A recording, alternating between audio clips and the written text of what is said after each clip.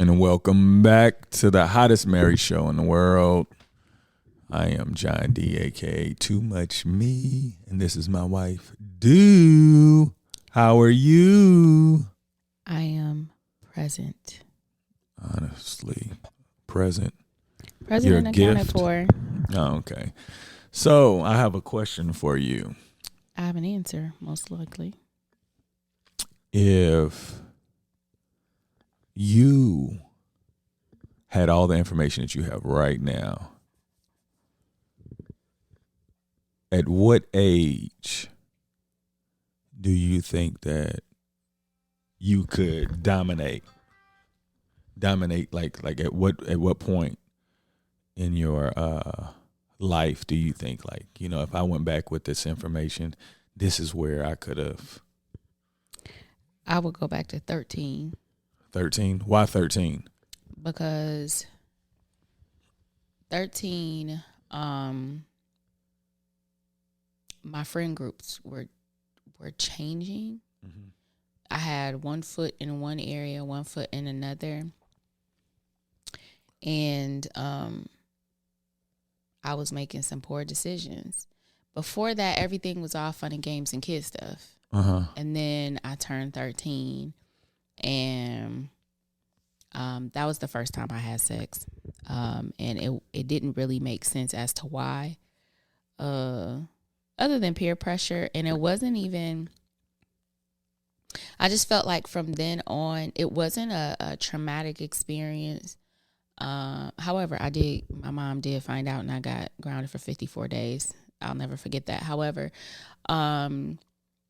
it set the tone for me and how I didn't really see. I didn't really see anything valuable about, not saying my body wasn't valuable, but I didn't see it as something scary like everybody else did. You know what I'm saying? And not everybody else, but maybe how the adults were trying to make me feel. But I didn't feel a sense of danger. And if I knew what I know now, if I knew that then, I would have made some smarter decisions about the emotions I allowed myself to go through as a kid. Like, you know, who do I love and who am I willing to, like, anything could have happened to me at 13. I knew people who were pregnant at 13. Not a lot, but I knew. You know what I'm saying? And even in the high school, I think it didn't really dawn on me how I was putting myself in so many different types of dangers just off of that. In another episode, I was talking about how there's such a thing as a healthy selfish. And I did not have any concept of that then, and I wish I had. So I would go back to 13. It definitely would have changed my trajectory in a number of ways.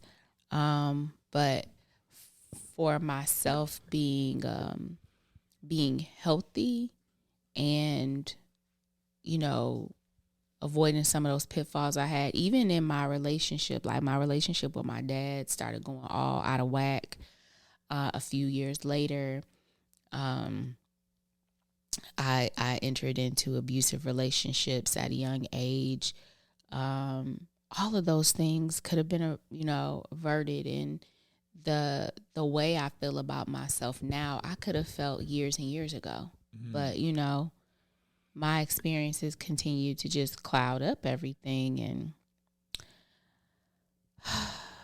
it would have been nice, you know. So, even, like, I'm listening to you. I know that they had to be tough if you figured at 13. How would your life change outside of your relationships at 13 with the information that you got? Just the way that I think that, definitely my career would have been different. My experience in college and how I navigated that would have been different. What would you've done? That's why I'm trying to see what, like. I think that I definitely would have pursued something more in the area of writing if I had been thinking clearly about just myself. Not that anybody was trying to push me in a particular direction, but I was influenced by the idea that, you go for the stuff that will pay you. And so I went into school with the expectation of either going into business or going into medicine. And I got into this science program where it was really focused on, obviously, sciences. So I was like, okay, I'm going to go toward being a doctor. Well, then I realized I don't want to do that. Well, I have these credits. So what can I do with the credits that I have to complete the degree and then move forward into a graduate degree that's more along what I want to do? And so I feel like that shaped where I would go if I had come in and just said, what would you like to do, Kanika? And really went toward what I enjoyed doing in my pastime. I didn't know that my career was supposed to be what I enjoyed doing in my pastime. So I think my career would have been different. I think how I navigated relationships would have been different. I don't think that you and I would have been together. Oh, of course not. I was trying to say that in the nicest way I could. I think I would have, I may have lived here a little bit longer before I ventured out. But I definitely would have left my hometown.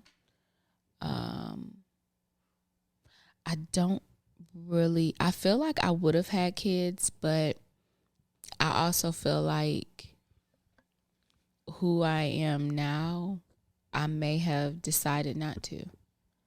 And this is why. I feel like I hate this world, and I hate trying to figure out how to help my kid navigate things that they shouldn't even have to worry about right now, but they do. So it's a challenge to me. I love Day in Dallas, so I definitely don't mind fighting the good fight to help them get through the world.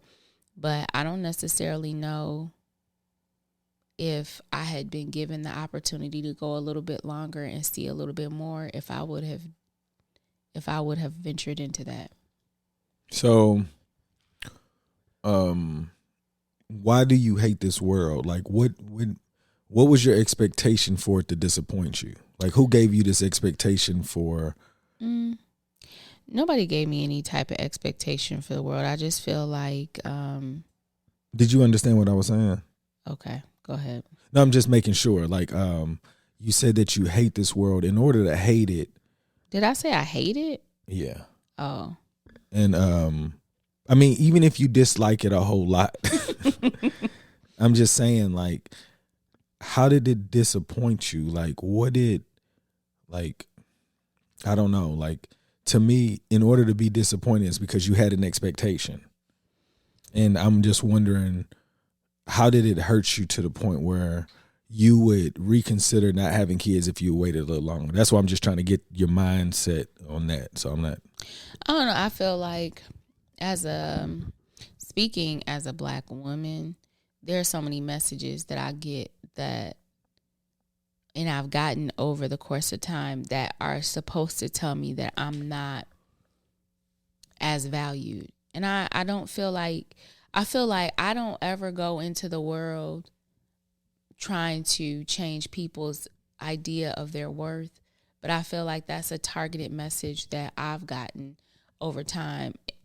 I approach the world like, live and let live. And I feel like a lot of the times for myself, people are like, live and let live unless it's these groups of people. And then I want you to know that, you're inferior in this way, or people don't want you in that way, or, you got to watch what your hair looks like in this way. And did you say that properly? And it's so many messages where people get to be unique and they get to be, quirky. But then when I am standing in my uniqueness, it's not always as well received. And if I'm accepting having children, I'm also accepting having birthing another Black woman. and subjecting her to these same messages and hoping that she can still love herself despite the messages in music and TV and politics and everyday conversations with people in relationships. Like, it's I don't want to be dramatic, but it's kind of like a self-esteem death sentence for some women. And even for my son, you know, he's a young black man who doesn't fit any of the stereotypes. He doesn't fit. And I love that he doesn't fit. I don't want any of them to fit, but I need them to be strong enough to be okay with not fitting. And there are other people that get to be eccentric and it's okay, but it's not always okay for my people. And so for me, it's always like, you know, people be like, I don't want to have kids in a world like this.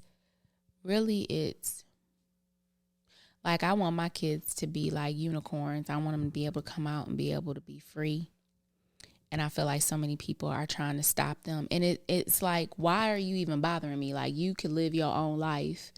But it's like a self-esteem death sentence depending on who you come in contact with. And I don't necessarily know if I would want to subject someone else to that. Just off of the strength of, because I want to have a beautiful baby. Like, Well, yeah, I got you. No doubt.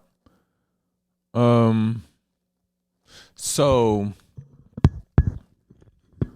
how do you feel that, like, I don't know how much you pay attention to the new generation, but, you know, every generation is talked about from the previous generation, talking about they're ruining everything or whatever negative. Do you believe that the generation is lost, or do you believe that they're closer to the answer than the previous generations? Oh, yeah. I don't think that this generation is lost at all. I think this generation is more focused on being found than any other one before. I think because it seems messy watching them, because it's not the way that we would have done it as our generation, but the generation before us felt the same way. I feel like if I understand that the generation before me didn't understand how we were doing things because it's just not how they're done, then I have to understand that the way I'm looking at the next generation has to be the same. But I appreciate this upcoming generation because they are so much more open and they explore every possibility. Like, I feel like they're even less boxed in by expectations than we were. So, you know, I feel like every generation kind of broke a chain. Them, and they get to run faster. You know what I'm saying? In this case, I trust that this generation is like that too. Talking today in Dallas, it's just like, I love how they think. So I'm not afraid for the generation. It's just like I was telling Dallas, like, I think how he feels is great, what he believes in, but he's going to go into the world and he's going to meet people from my generation who are more boxed in, and they may stand in his way, not to keep him from succeeding, but to feel like they're stopping him from failing. Like, you know, yeah, that's a good way to look at it. And, or messing up all of the work they've done to try to fix whatever they felt was wrong with what the generation before them has done. And so, you know, I think that they're picking up what we're leaving behind and they're making it for themselves. And I can't think that they're doing it wrong, because, you know, I can see that the world is still messed up and there are a lot of things that, you know, I wish were different, but I see how it panned out this way. I think that they're as found in this world that they're living in as we were in the world we were introduced to.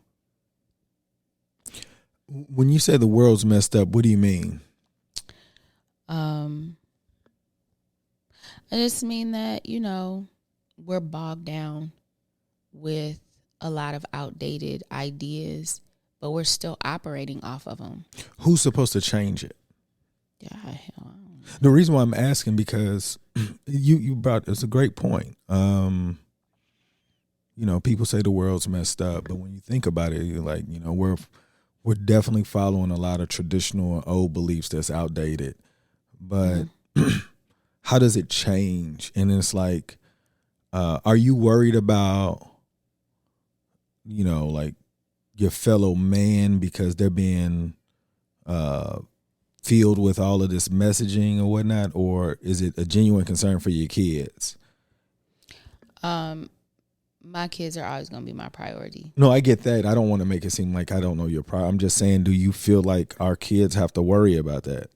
Yeah, because they're in a world with people who are from my generation and people from the generation before us are still running the country. Like the oldie but not goodies are still sitting in seats and they're making decisions off of a 100, centuries year old document that doesn't even apply to the people that is supposed to govern right now. So I feel like they're in a world that is like in a stranglehold with all these old people that need to sit down so that, Well, who's supposed to stand up then? Like, is there a changing of the guard supposed to happen? Like, yeah, where is it then? I think so. That's what I'm saying. Like, when does it happen, and like, how does it happen?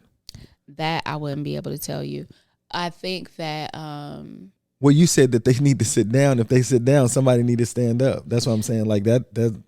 What happens? How do we get there? But I feel like that's how people show up when they know that, there's an opportunity. I feel like we have become, in our particular country, we're just kind of used to how things go. And, but I do just like AOC and how she showed up on the scene and started working in politics. I think that other young people could do the same thing. Who's AOC? What's her name? Alexandria Acosta. Dadgummit. What's her last name? I'm not for sure. I don't know who that is. Oh my goodness. So it was this woman out of New York. She had like a degree in, I don't know if it was sociology or political science or whatever, but she was also serving as a bartender at the time. And when things were like getting all out of whack, she just showed up on the scene. She's a part of the squad that Trump used to hate on all the time, of women who spoke their mind and spoke against us just doing the same status quo stuff that these old Congress people have been doing for years and years and years. And so I really love listening. I loved listening to her. I haven't heard her speak in a really long time. Oh, there it is. Alexandria Ocasio-Cortez. She's, it's so crazy because now I'm just used to calling her AOC. That's really rude. But she's a politician and an activist out of New York. And she just came in 19. 32 years old. I'm looking at it right now. She's 32 years old. And I think that those are the people. That's the age group that I would love to see setting the agenda and the vision for where we go next. Because I feel like people who are, no offense at all to people who are older, but people who are 80-something years old, the decisions you're making, you're probably not going to be here for the fallout. You don't think it should be younger than that? Why you go so high? No, because there are literally people in their 80s who are sitting on them benches in the seats. But what we already know that they passed, but 70s is pretty high too. Yes, 60s is pretty high. I agree.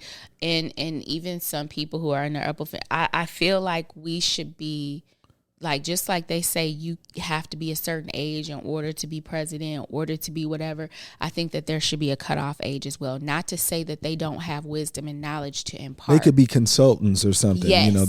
They could have like a consultant table. They don't have to be making the decisions for young people. In the end, I think the people who should be making the decisions, setting the vision and the agenda for the country are the people who are going to have to live with that fallout. And right now, I think a lot of the older people who have been in those seats for a long time are setting all of these decisions, and the world could burn. It wouldn't even matter. That's why they're playing all these games with, we are not going to vote on this right now. We're going to hold this off, or we're going to hold off this vote. We don't want this person to choose a judge, blah, blah, blah, blah, blah. All of that stuff is because now you got time to play, because you on your way out. Somebody about to toss some dirt on you eventually. And so you can be in here and play these games. But we have other people who have to live with the fallout of you being trash. Well, so I feel like that is why I would like to see younger people in the seats, because they have more to lose with what decisions are made in those rooms. And so we're living in a world that is being set by people who don't have to deal with the fallout. And it feels like there's no passion or motivation for it to be at its supreme best. I don't think anybody cares enough. Like the way that you sound, it sounds like it's this issue, right? Mm-hmm. And I don't think it's an issue, because these people are old, like you said. I totally agree. But when you just said this young lady just popped up on the scene and made all of this noise, like there's been years way before that, before this 32-year-old, mm-hmm. You know what I'm saying? But I'm talking about, like, if there's nobody ready to take the reins, mm-hmm. the people in charge going to feel like they need to stay. So like, I just feel like you're mad at, because people won't stand up. They won't, mm-hmm. Accept the responsibility like this young lady did. Oh, wait, hold on. That's a part of the squad. I just read up on her. So my girl got a bachelor's in international relations and economics.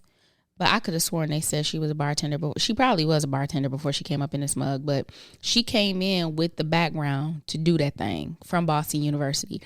But there are a number of women and younger men, I think, that could do. Are they making great noise? That's what I'm saying. Like, is it making noise where it was like, hey, let's let these young people do it? To me, I feel like you're making the noise for people that don't want the noise. No, I think that she does. Oh, I believe the ladies. Oh, no, I've heard about them, like, just, sparingly. But I haven't heard about anybody else to be like, you know what? This is what's going to, we're seeing the change happen. Mm-hmm, mm-hmm, so mm-hmm. That's what I'm saying. Like, I think you're putting so much pressure on these guys to retire. Like, if that's all they know and they don't see nothing, and then you got these women, like, that's even more against their tradition. You know what I'm saying? So where are these other men? They don't even got people below them to say, I'm comfortable with them leading the country. So I don't know. Yeah. And that's the problem is that I don't care what them old people think. And no offense, I say that afterward. Because I feel that my elders, or the elders, I'm going to say that, not necessarily my elders, but instead of saying the old people, the elders, I honestly feel like you've done all you could do to maximize the opportunities for your generation. Just recently, you guys, we were watching Hamilton. I'm going to say this. Everybody talked about Hamilton for forever and a day. And I did not watch it until my 9-year-old niece was like sitting there watching it. She started it over so I could listen. And I only heard like the first 2 songs. And I was like, what? So we all sat down and we watched Hamilton. And there was a part in there where they had expected for Washington to run again for another term. And he was like, no, I'm stepping aside and you guys are going to have to move forward from here. And I think that I would like for his successors to do the same thing and just sit down somewhere, open these seats back up. And it's the other thing of, how I was talking about before. I don't know if we talked about it on here, but how a lot of people vote based on name recognition.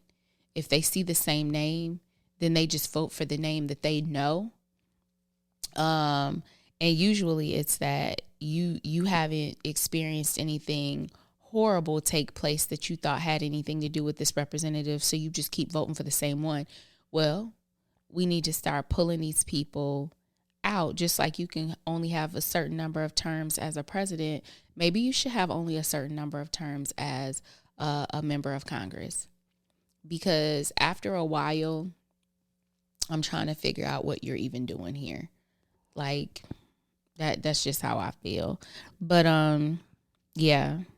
I got you. I mean, I feel that the Constitution needs to be revisited along with any other articles of that deals with how this government's being ran, because like you said, it's very old and traditional. I'm not saying everything needs to be rewritten, but everything needs to be looked at to be rewritten. It should be reviewed. Yeah, definitely. You know, because I feel like when you stand on some traditions that need to be changed, that it just shows you that you're continuing the continuance of ignorance. Like, you know, this is bad, but we're gonna say this, like, you can't change the Constitution, but you can change it if it's to improve it. Yeah. Like, the idea that you think that these men made all the right words at that time, like, if it for like these amendments and all of that, like, just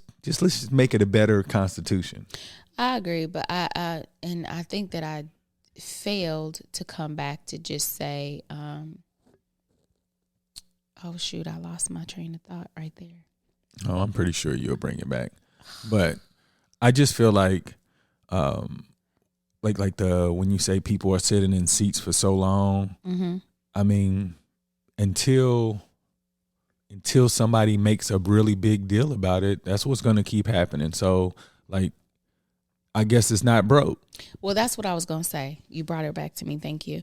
Because I was going to say that the representatives, when they sit in those seats and people just continue to vote for them because of name recognition, if we were able to take them out of the, like, you can only serve 2 or 4 terms or whatever, then it's 2 fresh new names and 2 fresh, like, they can't just vote off of, I know the name. Now you got to think. Now you got to know something about somebody. And I think that or do you hope that that's what's going to happen? Yeah, I hope. Well, and I feel like I would rather take that risk than to continue on with someone that is not doing what they're supposed to do.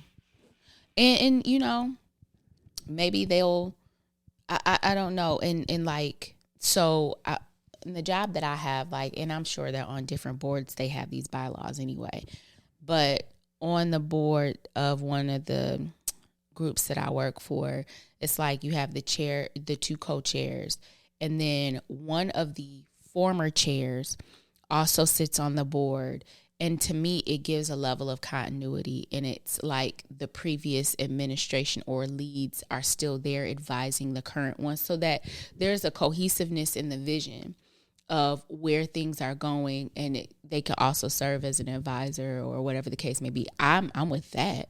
I mean, the only reason why I said it, because if we believe that the elders aren't worth anything, then people won't understand the value of what it is to become older. So I'm not saying that they all need to be replaced, but you definitely need to bring some youth in there to balance things out, because if everybody is older, they're not keeping up with what's actually going on with today, you know. And even with myself, like, I'm 44 and I don't even keep up with today. So I can only imagine if I'm older, I'm going to only isolate myself with being around things that I care about. So if you don't really care about what young people are doing, the job should be relinquished to somebody who's willing to keep up with what young people are doing.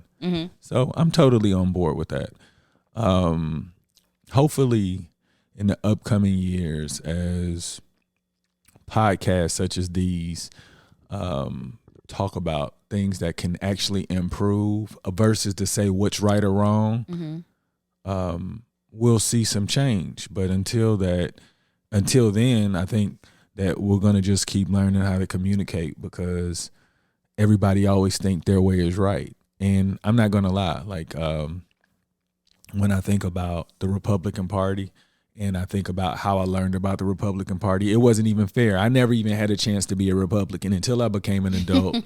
And then when I became an adult, it was like I had to figure out what type of black man I wanted to be. You know what I'm saying? Like, regardless of money or whatever, it's like what is my purpose? Is my purpose to like make as much money as possible and secure for my family, or do I need to represent for the people that's being misrepresented? And when I say that, I'm saying they made it seem like Democrats represented the people that was being misrepresented, and both of them look exactly the same. They just use different vocabulary words to make it seem like they're on the same side or different sides or whatnot, or on your side. But I'm just saying, like, going forward, I think we need to invest in the youth that sees the positive in both parties, where we can get the benefits of both parties. Why do we have to make it seem like in order to get this benefit, I have to lose that? How about not having any parties?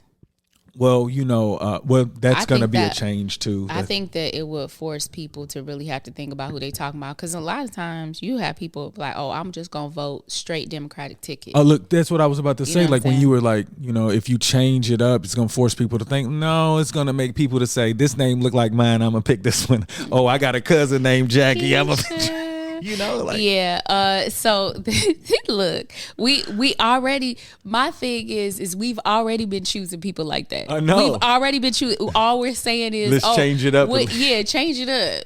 Look, I ain't never seen Keisha on this. Keisha Lance Bottoms came up in Atlanta. I was like, hey, look, Kasim Reed, hey. But at the same time, I've definitely been someone in my past to vote straight ticket. I know when I left the country and then I came back, the first election I voted in, I was really looking up everybody's name because I wanted to know what they had voted on previously. I think you had, because as you became more aware. And you decided like the least I could do is do my part. At least I could do is know that whoever I'm choosing. But my problem also is when we're going through this with the parties, it's like there are decisions that are made, and there are people in Congress that make, like, they side with their side. You know what I'm saying? It doesn't necessarily mean that they believe it, but they understand the value or the importance of standing with your side sometimes. And I think that is the dangerous part. And what's so crazy? That idea is in families.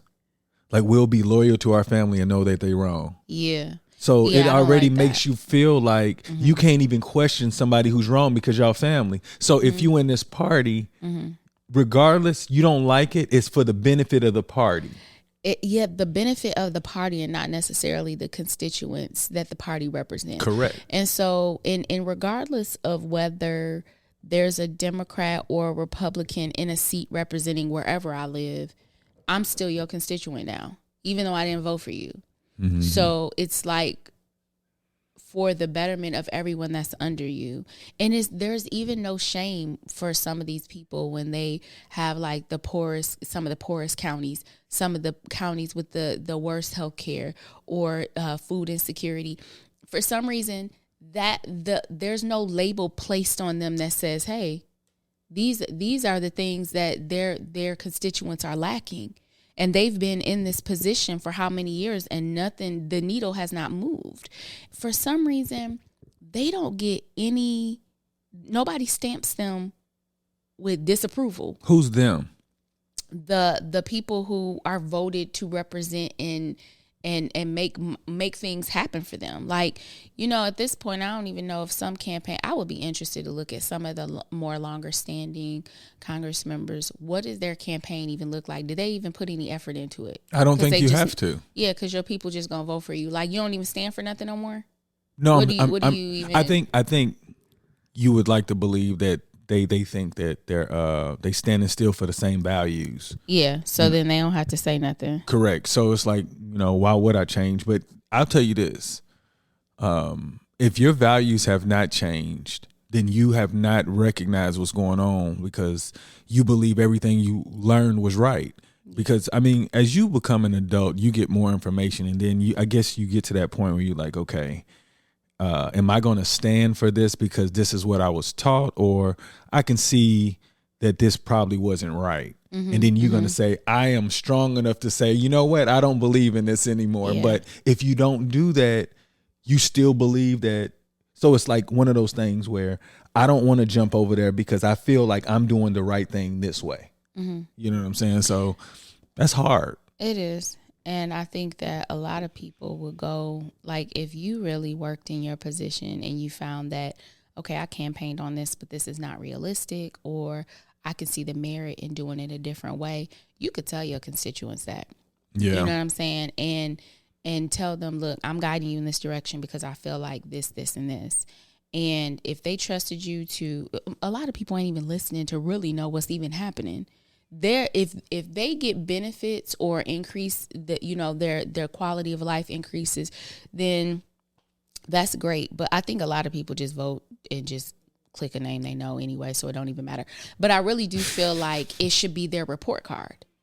I feel like the movement that the party makes, the movement that the individual makes, I think all of them should be a report card. Because honestly, I don't think there should be any parties. Because I feel like parties is how they get to be, like, they just get to make these dumb decisions just based off of, well, this is what my party member wants and he's standing firm, so I got to back him up because it's my cousin. Well, I believe in the parties. Doesn't mean you need to fight. But I believe that you should stand on what you believe in. Like, if you don't believe in this, you don't stand with your party with it. But I think that if there are parties, then there's always going to be that pressure. Oh, I know, but I'm saying if you just change the perspective, like, look, we're on the same team, but this part right here, I didn't grow up like that.